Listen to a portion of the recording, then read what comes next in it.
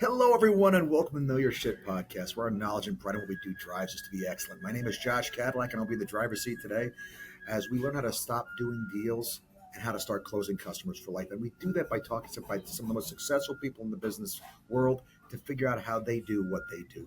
And we have Andy here with us today. Andy's going to make it a great show because he's a great guest. Andy, how are you today, my friend? Good. Thank you for having me. Thanks for being on, my friend. So tell everybody what it is you do. Absolutely. So I run a firm, Parallaxis Capital, that all we do is we monetize tax receivable agreements. Tax receivable agreements are typically associated with large public companies that include the likes of a Remax, a Shake Shack, a Duff and Phelps, among others. And what we effectively do for the pre-IPO shareholders of these companies is that we provide them upfront liquidity for tax assets that they may have available to them prior to them going public. And so that's just something that we do. We have annuity-like cash flows, and it reminds many of what pharmaceutical royalties were 20 years ago and what musical royalties were 10 years ago. And so we've aggregated a number of funds. We've raised 6 funds, primarily from hospital systems, pension funds, as well as endowments and foundations to approach this opportunity set. So what got you started doing that, Andy? Absolutely. So I'm actually from the middle of nowhere, Champaign, Illinois. So not too far from where you are right now in Michigan. You said Remax. I'm going to see Remax up here in, Mackinac Island. I'm currently I had to find a place with Wi-Fi to do this. I'm in a McDonald's trying to take and I couldn't even tell you what the name of the town is I'm in right now. I'm in between. So yeah, talk about the middle of nowhere, bud. It's like, yeah, a little bit. I love the hustle. But the Champaign doesn't have very much going on, so outside of the university, and so it's a distraction-free zone. And so I had the opportunity to go to college a little early. I went to college when I was 15, and when I graduated, I was 17, and I had a job offer to go to New York City. Unfortunately, my dad was like, "Who's going to sign your lease in New York City because you're not 18 yet?" And I was like, "You're not co-signing it?" He was like, "No, you're going to go get your PhD." I was a rebellious kid, didn't want nothing to deal with that. And so we met in the middle. I did a 1-year program in taxation. And there were 3 reasons for which I took this program. The first of which was obviously a 1-year program to bridge me to my 18th birthday. 2, a no corporate participation curriculum, so you didn't need to go to class. And 3, an open book exam at the end of the year. For someone who didn't really want to go to school or study, an absolute godsend. Yeah. Started my career in investment banking. And there I had the opportunity to work on the monetization of a tax receivable agreement between Rio Tinto and Cloud Peak. And I was like, this is fascinating. Someone should provide third-party liquidity to this overall opportunity set. But didn't think much of it. Went down to a large private equity firm called Lone Star Funds down in Dallas, Texas. And there they said, "Andy, the only way you get promoted here is for you to create something." And I was like, what does one quote unquote create? There were a number of things that we experimented with. The one that people were most fascinated about was in the creation and monetization of air rights. If you thought that drones were inevitable in our lifetimes, then you would buy all the air rights along the Hudson. Sure. And anytime Bezos flies a drone across, you would charge him a toll. Yep. Firms say, wonderful. What's the problem? And I was like, well, there's this thing called Liberty State Park on the south side of Jersey City that a drone can fly around because it's a public easement. And they're like, okay, we have a problem with that thesis, so we're not going to deploy that. What got off the ground and ultimately was monetizable was in tax receivable agreements where we took 2 companies public and monetized the asset. At which point the firm said, "Andy, that's incredible. How much can we deploy against the opportunity?" And I said, 100 to 150 million bucks. And they were like, I think there's a rounding error here. The firm had north of $100 billion of capital raised.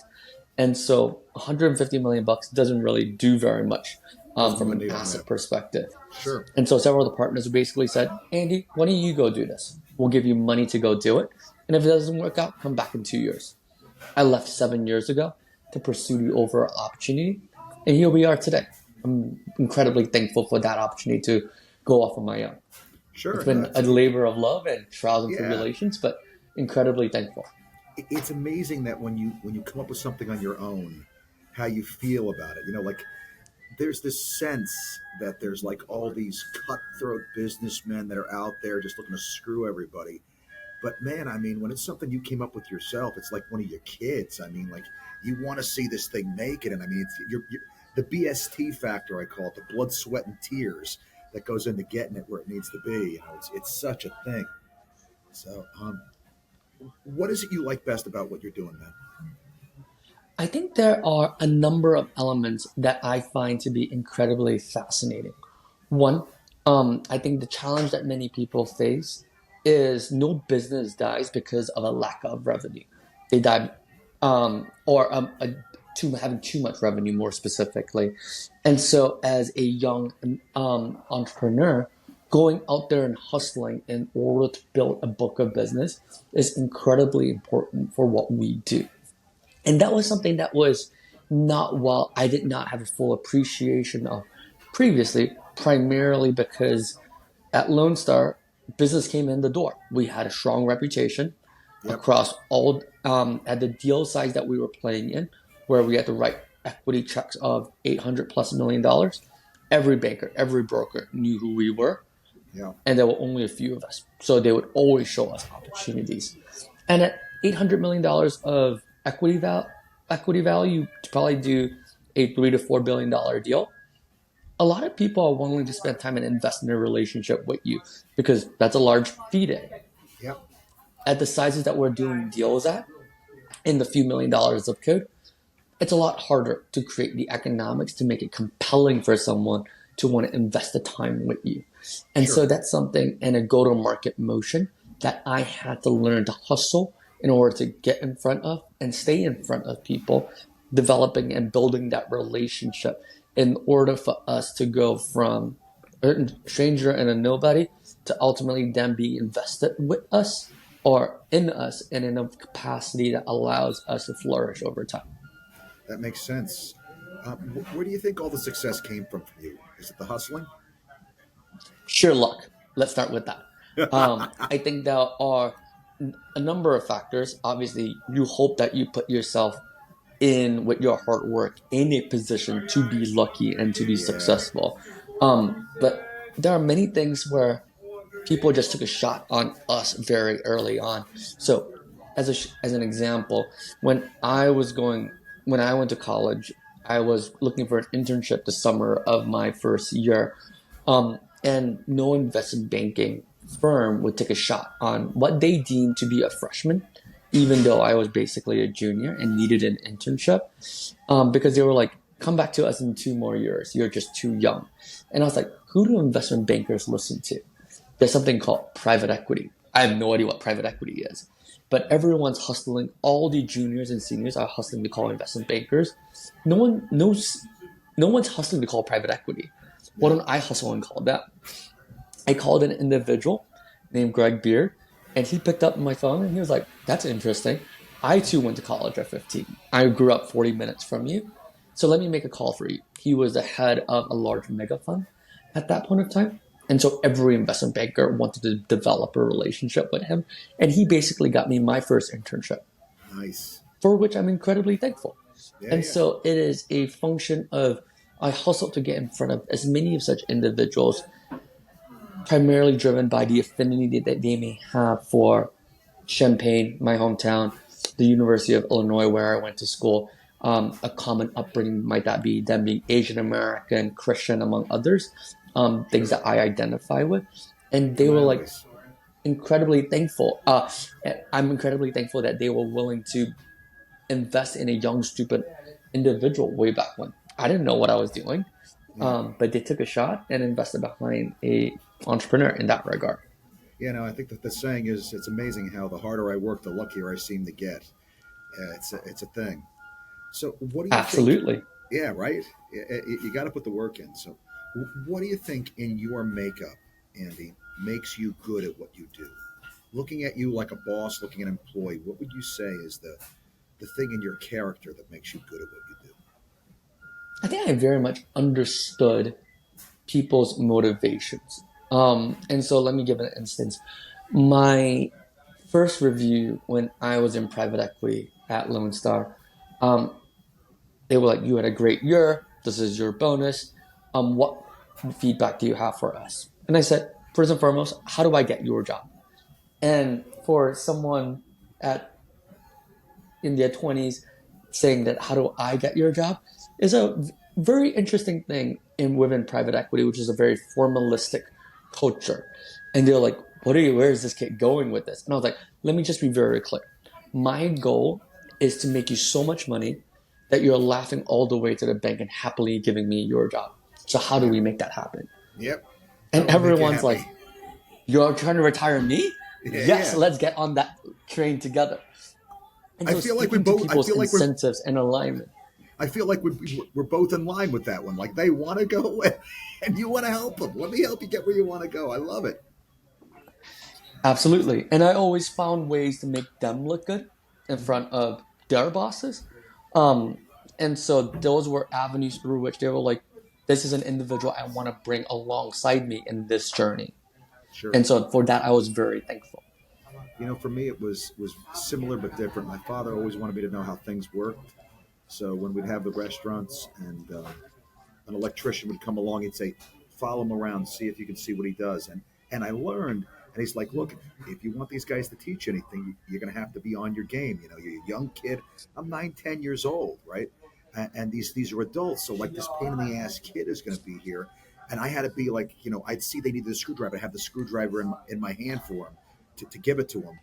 And it went from being a pain in the neck to like I was a resource. And eventually they showed me everything and they would have taken me under the wing. And you'd learn so much because you put yourself in a position to be a help to them. I'm not asking for something so much as I'm trying to be a help, and in the process, they're willing to share what they know with me, and that lesson from being a little kid served me well because no matter what it's been, I've always tried to be is, what do they need? How can I help them? How can I help them get what they need? And people tend to be just super generous in the back end of helping me get what I need and help me to avoid the pitfalls and mistakes that they made.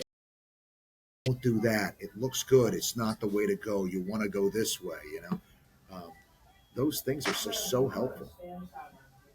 100%. And I think the other piece that I learned relatively early on was stupid games get stupid prizes. Mm, I think there were a lot of people who did what you suggested, did things that looked good in the moment, sure.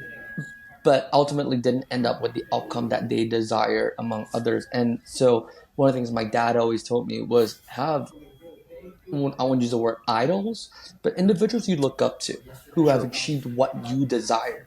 Don't look up, don't take advice from someone who hasn't been there, done that. Right. Otherwise, where are you really going in that regards? Because so many people labor at things that are never going to result in the fruition of the results that they desire. Sure. So focus on individuals who have resulted in the outcomes that you desire and try to understand the commonalities between their paths. And for many of your listeners, it is taking some level of risk relatively early on and compounding that value over a very long period of time. Yeah. No, that's that compounding effect over time, man. I teach it all the time. I love teaching investing in money and just that compounding. And it's not just money. It's ideas. It's what you learn. Everything. I mean, what you learn compounds throughout the course. Relationships, Relationships you invest at the beginning. You invest well, and you maintain your investments as you go. I mean, it's a disciplined approach to life. But the sooner you get in, the the better the retirement package tends to look. But um, what is a tool you'd suggest to help our listeners, Andy?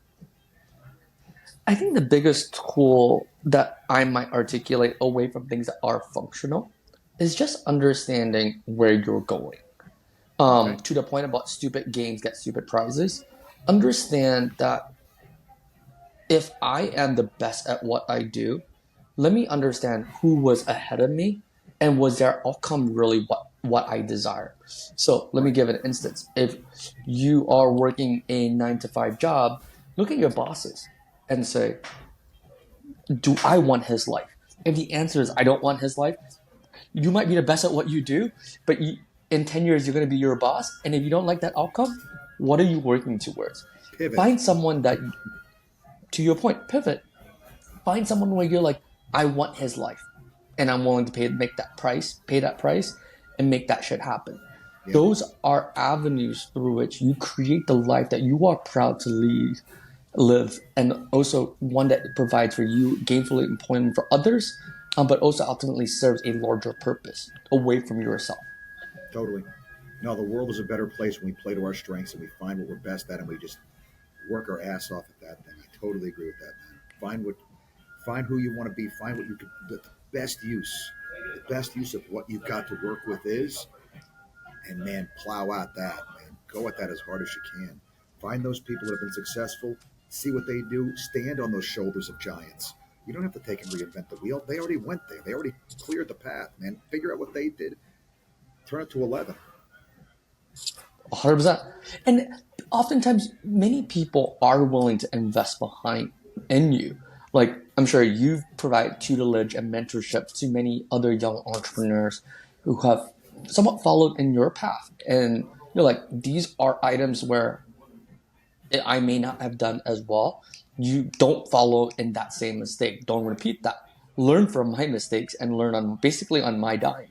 And in that regard, don't try to do that over and over again. And so Makes those sense. are elements that people should be investing heavily in relationships. And to your point where you were a young 9-year old and saying, how can I be helpful to that individual such that he would invest behind A, my career, and B, in my learning? Find a way to be useful to them. Everyone's has a problem. Figure out what problem you can help them alleviate or help solve, and they'll be willing to invest behind you. And it just Yeah, requires you to be thoughtful and purposeful. absolutely. It's Zig Ziglar that said it so well. You want to get what you want, help enough other people get what they want, you'll get what you want. And, the way this system works so well is because we are forced in this system to figure out what everybody else needs and how we can get it to them better. They can do it right now. You found a way to take these tax receipts that they had, turn it into the liquidity they need today. You found a problem, found a solution to that problem, and from finding that solution to a problem that maybe they didn't even realize they had, that provided for the life that you have and all the things that you built, man. It's a beautiful, beautiful picture of just what this capitalist system does, how it encourages us to succeed by finding what other people need and fixing their problems. I love it. Absolutely. Look, I think there's a big element where if you put others first, it has a way of naturally coming back to you. The laws of reciprocity are real. Like, Yeah, if I constantly have your interest ahead of my own, at some point it's inevitable that there will come a day where I will need help and you will want to find a way to be helpful to me in return. sure. And that's not a quid pro quo kind of thing. It's just being human. Yeah, no, I agree. I mean, the one caveat being, like you can't get your value as a human being from trying to get other people to like you. Um, but if you can take and find that problem and fix that problem, and get paid for fixing that problem, like that mutual respect of, wow, you found something that we didn't know how to solve and you solved it. That's a laudable thing. That mutual respect, that entrepreneur's respect of, recognizing somebody actually moved the universe, to take and do something that wasn't there. Um, Something that, 10 years from now we're going to take for granted. I mean, come on, man. This sucker, right? I was just thinking, if the battery went on this right now, I have no idea where the hell I am. I don't know how to get where I'm going. I don't know what the name of the hotel is. I depend on that thing. I mean, I'd have a freaking map. I'd be sitting with a paper map trying to figure out where the hell I'm going. And so, these problems that people solve and how it just changes our life. And in that family, whether it's the iPhone, providing liquidity for people with tax receipts, or the guy that made the vibrating headrest for the recliner. It doesn't matter, right? We're all trying to figure out how to make somebody else experience of this universe a little bit better. And that's a tremendous, I think the play was How to Succeed in Business Without Really Trying. There's a song in there called The Brotherhood of Man. and this great big benevolent brotherhood of man where we're all taking and trying to bring everybody along as we can. I think there's a lot of value to that, man. And it's a better way to look at the world than just this greed focus that so many of our politicians try to put in front of our eyes, I think. Absolutely. Life is not zero sum whatsoever. The pie gets bigger. The pie gets bigger. Make the pie bigger. And that's exactly what you've done and what I try to do every single day with, every class I teach and every book I write is to try to make the pie a little bigger, make somebody's life a little better than it was. All it takes is a little bit of my life force, but you know what? Their pie gets bigger, their world gets bigger, and maybe they do a little better. And that's the win, man. That's the good stuff. So let me ask you this, Andy. What do you see as the opportunity in the market today? I think the world is rife with a lack of innovation and it's full of opportunities. So take the instance I gave you on air rights. Like anyone could have figured that out. And it requires some level of ingenuity, some level of solving problems. But there are so many opportunities just that can be unlocked with some level of understanding of basic economics, but also go to market. Because the problem that many people have is that they create a product looking for a solution. That like people are like, why do I have a great product? But great products don't sell themselves. Very few things are like the iPhone. The market needs marketing. It needs sales engagement. It needs to be educated on the opportunity set. And so many opportunities require some level of blood, sweat, and tears, to your point, but also hustle to create first adoption, but also long-term longevity in the solution, sharing the economics back to the overall ecosystem. Because the Apple iPhone 20, when it first started, now we're on 16 Pro. Like back then, people never thought the iPhone was going to be the bulwark behind Apple's $1 trillion market Yeah. valuation. It's not even a thing people even thought of. They're like, it's like probably looks like a Motorola, maybe Nokia. it's an iPod with a phone in it. I mean, come on, that's nothing. What's the big deal? Yeah, they got that wrong. Yeah, man, it was a game changer. So finding They came in. avenues that you can create value for others, just think about it. What solution would you like to have solved in your life? Probably many others feel the same way in that regard. Absolutely. No, that's good stuff. So, I want to ask you, what do you think is the most important thing that you've learned in the process of doing what you've done? I think there are a number of important lessons. I think the single most important one is that never lose sight of what you're trying to achieve. There are going to be many days where it's cyclical, where it just sucks. And there are many days that suck. Yes. I named Parallaxes for being a Christian. And so there are three notions of what the name is. The first is an ode to my old firm, Lone Star. The second, the secular meaning, is that parallax is an astronomy term to look at a planet from a different angle, to arrive at a different vantage point. The secular meaning is to look at a problem from a different angle and arrive at a different solution set. Nice. But the biggest meaning is that in the here and now, Christians are not focused on where we are. We're focused on eternity and salvation. And so always being focused on where we're going, they're just going to be bad days. And I'm not going to be perfect in any way, shape, form. I'm doing my best each and every day to uphold the values that I care about. I'm not perfect, but what matters is that I try each and every day. If we were perfect, we wouldn't need a savior, right? Absolutely. No, I totally 100%. agree with that. Yeah, man. What we bring to the relationship is the sin, which luckily I'm incredibly talented at. I mean, it's like a natural gift. Like I don't even have to try. I wish I was that good at football as a kid. That would have been very, very helpful. But yeah, no, I hear you, man. It's a thing, trying to get this life right and trying to live business, and at the same time keeping that idea of the parable of the talents in mind. 5,001, 2,001, and 1,000 together.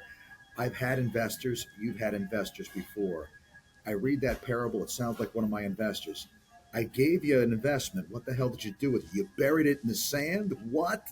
I mean, so we have an investor as our father, I think, that wants to see a return on what he gave us. And so assessing what it is you got and how you can give the person that gave you everything a good return on what he gave you, I think is a worthwhile use of mental space as well. I'd love to hear your thoughts on that. Absolutely. You're not wrong. And there is inherently always a tax that occurs. So there is a list price, which is what we're willing to pay for something, and then there is a real price. So what does that suggest? A list price is for on and what is the tax on ambition? The tax on ambition is stress, Yeah, and it's potentially not being liked, primarily because you're fundamentally changing how something gets done. Incumbents aren't going to like you. For you to drag someone into the 21st century may require you to piss off a lot of people, and in order for you to realize your dream, like it might require you to travel a ton, and that's stressful in your relationships personally and professionally. yep, There's a price to be paid. And so, in that regard, just understanding what the list price is and what the real price is a absolutely. critical element to just about everything in life. I've never heard it expressed that way, Andy, but that's a very, very a good analogy for it because we see the lives. People see the lives of famous people, of people that have been radically successful, and there's two groups. There's the group that wants to be them, and there's the group that thinks it was easy to be them. And I mean, like the folks that look at Jeff Bezos and are like, he should never have so much money. And I'm like of the opinion as I'm sitting there, like in my underwear on my couch, ordering stuff. Oh, I need batteries for the remote. Let me order them from Amazon on the app. I don't have to get off my couch. And I'm thinking, this guy solved this problem that he's so successful because everybody had this problem, right? But I also know it was probably a lot of 18 and 20-hour days. It was probably a lot of aggravation, agita. There were years where that company was losing millions of dollars, tens and hundreds of millions of dollars. Everybody thought it was never going to succeed. They started with books, forgot books. I mean, really? And yeah, so the sleepiness. I don't begrudge that guy 1 second on his yacht. He paid the piper. He did something great. He paid the piper. By all means, let him enjoy it. And but I'm not going to take and kid myself that was an easy road to walk either. It's not like he inherited the money. He went out there and he worked for it. So um, yeah, I agree with that. That recognizing the tax and being aware that it's never as easy as it looks. You watch the baseball players to the plate and hit a home run.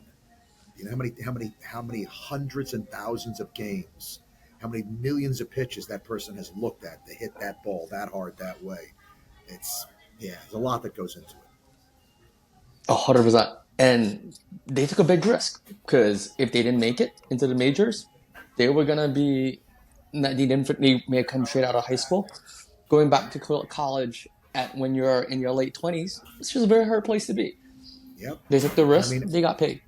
and the time loss and the hours spent in this thing that turned out to be nothing more than a glorified hobby, and there was money spent and there was gloves and lessons, and I mean, yeah, there's a tremendous amount of investment that goes into this stuff, and people always just love to look at the results and not at what the risk factor is. They were afraid to take the risk, and they begrudge the people that did take the risk the success that taking that risk sometimes comes with.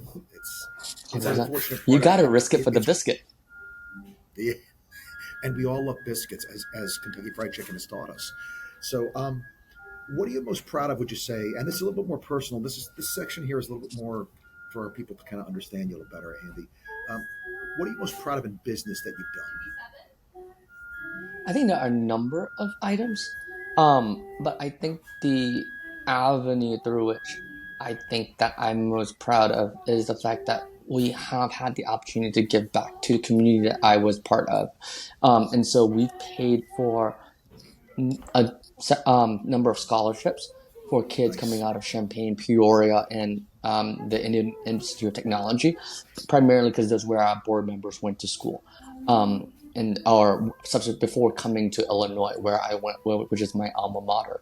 And so having the impact on students who might not have had the opportunity to go to college thereafter Mm. is incredibly impactful because cost of education is not de minimis, and giving them that opportunity to not have to worry about student loans, among others, is a core focus. And so finding avenues to give back to those communities that I was once part of. Okay. What one piece of advice would you give our listeners? Life is simple but not easy. I can say, Yeah. like, people look for this is the complicated way to be rich. Most of life is put one foot in front of the other, do what you say you're gonna do, just do it Right. very consistently for a very long period of time. Yep. Very few people get that because it's not rocket science. They're like, there's got to be something wrong with it because it's not rocket science. But It's got to be harder than that. It's not. Do the work. 100%. It's And it's it's a thing. Good. Sorry. for sure. Like when we went out to raise our fund one, I knew it was going to be hard. And so I did 800 first meetings to get 16 LPs in 3 months. Mm. That's a lot of meetings Yeah, it is. to be doing. And just having people say, no, not for us, not yet.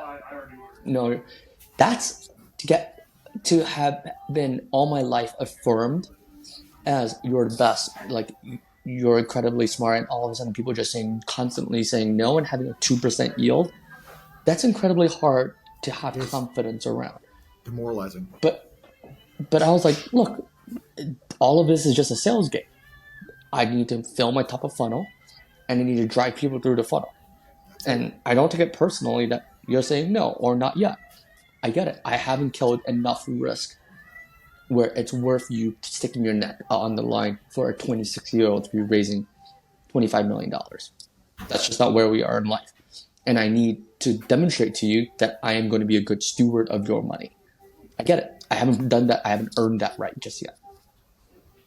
That makes great sense, and it's demoralizing and it's hard, and my business it's very much the same thing. There for new agents, there's cold calls, there's trying to fill that top of the funnel when nobody knows you, and it's very very difficult to do that.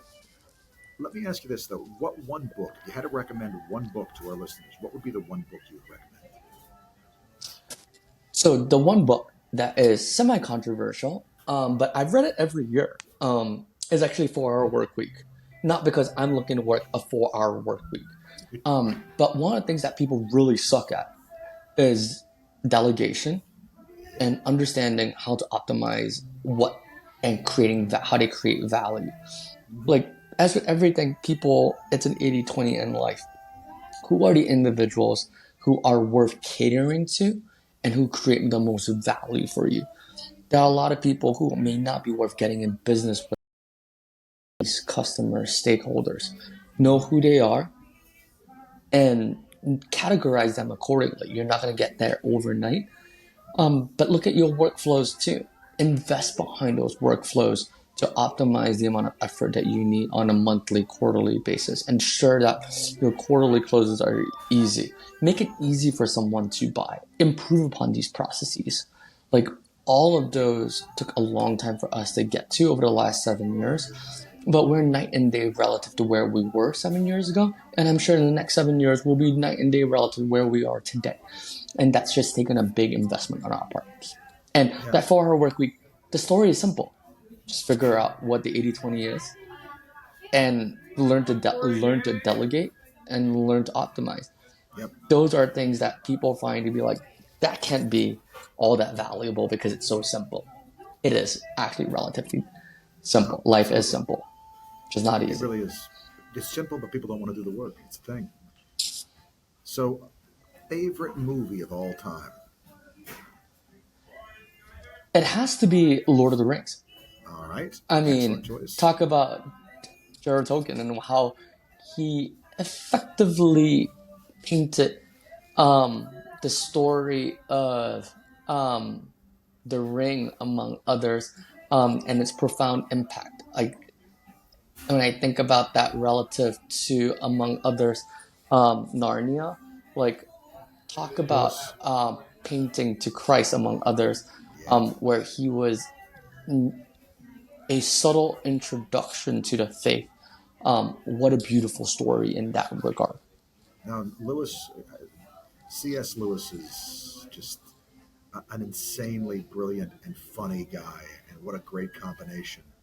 I mean, my brother's a philosophy professor. In his old classroom, he used to just have a bunch of C.S. Lewis quotes up there, and so many of them are just. I mean, if you want to take and see somebody with not only a brilliant mind but a great sense of humor, go look up C.S. Lewis quotes. There's always this like sense of whimsy a little bit in what he does, but it's also brilliant. I believe he's the only guy to ever triple major at Oxford and finished first in his class in all three. He triple majored simultaneously and finished top of his class in all three majors at the same time. He's not even human. He's a rock star. So yeah, Tolkien and he were buddies. They were really tight, and I guess Tolkien was a bit of a grumpy guy, and Lewis was a funny guy, and so he's the one that kept. There were a few guys that were in this group of fellows that used to hang out, and he used to be the one to take and keep Tolkien like sociable and hanging with everybody. So it's really a fascinating. Those two guys in particular, because they both went through World War One. A lot of the imagery from their books is from World War One, what they went through in trench warfare and all. Really interesting stuff. But on to other things. What famous history person in history, if you could get a chance to meet them, who would it be? So it would actually be Hitler. Um, and Okay. the reason for which is, I think there are a number of reasons. I think that we have, as a country, been taught how World War II came to be. Um, I've always been curious from his point of view how he arrived. We've always had the notion that everything Nazi was evil. That might well be the case. I'm Mm-hmm. just trying to understand their point of view as to what drove him to bring the entire world into a world war, because even he could not be stupid enough to want to fight both the Russians and the In the US U.S. all at the same time. So, what Yep. was it that inspired him? What were the facts and circumstances that was underground that he was seeing? Not to Mm-hmm. say that I condone what he did, but I'm No, just so curious why no, he no. can I be mean, stupid it's enough to want to fight wars on two fronts. yeah. No, I mean, it's interesting because I mean, you look economically at what they did with Germany. They brought Germany up. That their their their policies on their cultural policies and you know race and all this stuff is really what cost them. Because I mean, Germany took on two-thirds of the civilized world and almost won. I mean, they really. It's not a big country, like to have taken on everybody. And so, yeah, no, I mean, I've never heard that one before. It's That's an interesting take. I can respect it. I'm genuinely curious to see, like, all right, this is what everybody's been saying, but I mean, come on, really, is this really? I think it'd be an interesting conversation too. Similar question, but a little bit more personal. What person from your past would you want to sit down with and have lunch with today if you could? I would be saying my great grandfather. I am Chinese by heritage. Um, but Malaysian was Malaysia was where my dad was born. Mm-hmm. My great grandfather migrated from China to Malaysia during the Great Famine Mm-hmm. and built a life for himself. When World War II happened, he gave away most of the family wealth in order to ensure that to feed the Chinese population Mm-hmm. that the Japanese had imprisoned. Yep. And so for that, I've always been very thankful whenever I visited that part of the world. They would say, "Are you part of the Lee family of this area?" And I've always been like very proud to say the answer is yes. Yeah. And so I am so curious because as a result of him providing for the Chinese population, he was considered persona non grata with the Yeah. Japanese. That's not a great place to be, but to have the courage to continue doing so, to liquidate the family's wealth to provide for that, that's hard. Your Yeah. kids don't want you doing that. Yeah. Like, they want to preserve whatever they have left or what little they have left. Yeah. That's a tough decision to make. thankful. But I'm just curious enough to have lunch with him in that regard. Yeah, no, that's, when you see the after effects, the benevolence of the generations that came before you and the lives that are changed or the lives that still exist or do exist because of the sacrifices they've made, it makes you respect the character it takes to take those and make those kind of choices. I get that. The stories from some of the stuff that my father did and people that he gave to who came back later on, man. Yeah, you see the soul of the person a little better, and and that's the mantle you're carrying forward, right? That's I'm under that banner, and I sure as hell don't want to be the one to take and bring it down. You know what I mean? I want to do my part to be worthy of that namesake. Absolutely. And that's something that, as you think, for many of the entrepreneurs that follow you, you'll be focused on ensuring that your business is going to survive. Then you're focused on making sure it thrives. Then it becomes a question about purpose. Yep. How are you having a purpose and an impact on people's lives? Is this world better because you were here? 100%. So, what one piece of advice would you go back and give a younger version of you, Andy? What Be unafraid. There's so little that you have to lose. Especially when I started, I was relatively early on in my career. I was 5 years out of school in that regard. And what would have the worst thing that could have happened? I would have tried this for 2 years and then gone back to my old private equity fund. Yeah. Sorry, I was 2 years behind the curve. But that back then, it felt monumental. And I didn't take enough risk in that regard. There were so many things that we should have done. Hired our first employee / partner way earlier. Yeah. But those are things that I regret now. Like we've obviously done incredibly well, but what are things I was playing to not lose, not playing to win. And in that regard, I was playing from a place of fear, not from a place of abundance. And so that very much held us back for a very long time. I blame my Asian upbringing for that. I hear you. Yeah, no, the stuff that culture plays a part in stuff. It really does. It's the stuff you hear and grow up and being around. I see it in the family that I grew up in. Every place they all have their own kind of way of thinking about things, money, wealth, everything. It's a thing. If you had to pick, Andy, who would you want to be stuck in a foxhole with? Who would you?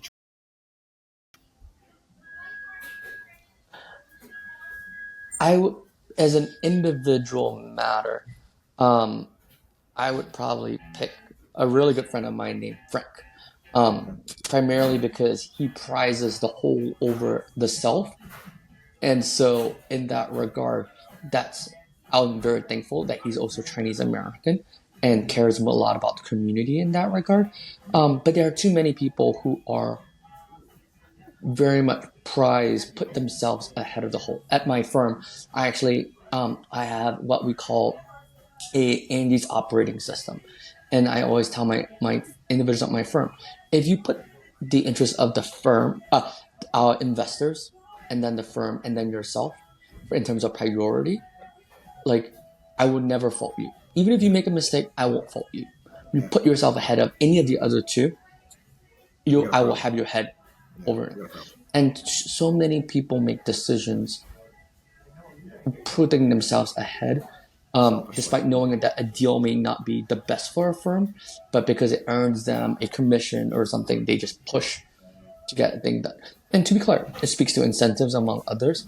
But ultimately, I want people who are not short-term greedy, but long-term greedy. Yeah, and you, Andy, have hit on one of my favorite talking points. I don't want this deal. I want every deal you're ever going to do. The way I'm going to get every deal you're ever going to do is by the way I handle this deal. And right now, I'm telling you, this is not the right deal. Don't do it. I don't get. It's got to be good advice. I'm telling you not to do the thing that gets me paid. Please, I'm looking out for you, right? And when customers, the customers tilt light goes on. They're like, "What do you mean you not don't do it?" I'm telling you, it's not the right play. But this is how you get that loyalty. This is how you become their person. Whenever they have a problem, they go to you because they know that you're going to give them the straight story. When you're smart and they know that you're going to give them the straight story, you're now a resource that it's very hard to duplicate or replicate, and that's so valuable in this world. And I Um, tell everyone, well, fundamentally, the most yeah, senior skill set is sales. And in sales, you're selling trust. that's I right. trust that you're going to be a good steward of my money. I trust that you're going to make me money. I trust that even if something goes wrong, that you will stand behind it and work through it. Like those are Absolutely. all elements that people are entrusting you with their money, with their time, with their resources. I could not agree more, man. I could not agree more. It doesn't matter whether it's private equity or it's real estate or whatever. People want somebody that's a specialist in what they do, who understands it well, and is going to use that to help them get the best result for them. That's what they're bringing you on for. So if you're looking out for the customer, if they believe that you're looking out for them, that's just so valuable, more so than what you know or anything else that you're going to take and make sure that you use everything that you have to get them a good result. It's what people really want, and sadly, it's underserved because of the selfish decisions that you were talking about. But Andy, what do you do to unwind? That's actually very hard for me. I told when I was in this document that I shared with my team, I was like, don't worry about sending me emails at any time of the day. If I'm awake, I will respond. Me And I too. might not have a response for you immediately. I will, but I hopefully. I am very thankful for my wife and dog.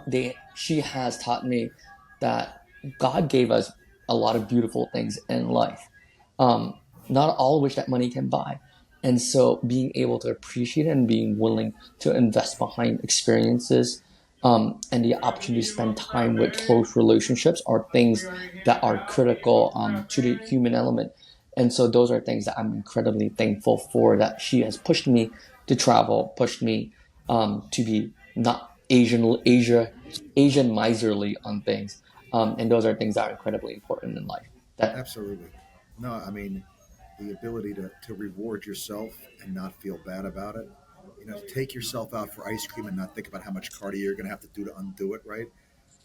You know, I will tell you this for me, one of the ones that, especially when I was really having to push hard, cruises were great for me because there's no internet, there's no anything and like even business people, you're like, it's like, what do you mean you couldn't? I was on a cruise. Oh, okay, yeah, yeah, all right. There's, you could, right?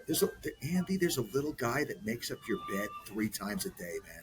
It's the greatest thing in the world because you take naps. I don't take naps. I go on a cruise ship. I take naps. It's a great thing. But what's next for you, Andy? What's the next project? What's the next thing you're working on? hey, I've been for a little bit inspired by a preface that we had prior to this.